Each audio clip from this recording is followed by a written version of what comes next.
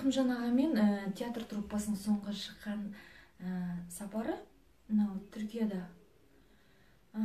Түркиядағы қазақ елшілігінің арнайы шақыртуымен Рахымжан Отарбаевтың Жасын ғұмыр спектаклі, Мәлік Отарбаевтың Баянды бақ спектаклімен бірнеше күн түрік елінде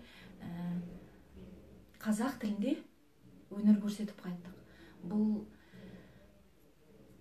Бұл негізі театр тарихында болмаған нәрсе. Мен өзім театрға келгелі бірінші рет. Труппа түгелінде ұшақпен, арнайы чартерный рейспен ұшып барып, сол жерде бірнеше күн Түркияның бірнеше қалаларында өнер көрсеттік. Жаңағы Анкара қаласында,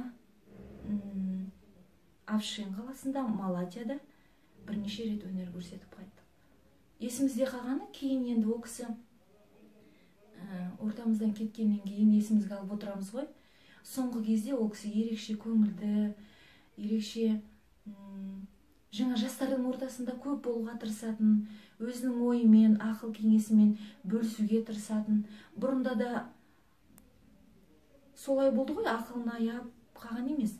Бірақ сол жол бір ерекше болды. Жаңағыдай әңгіме дүкен құрып, дастархан басында, спектакльден кейін кеш болса да, міндетті түрде әрбір қойылымды талдап, қалай өткені туралы, қалай өту керек туралы, тағы басқа тақырыптарда ұзақ таңға дейін әңгіме айтып отыратын. Бұл бір ерекше сапар болды.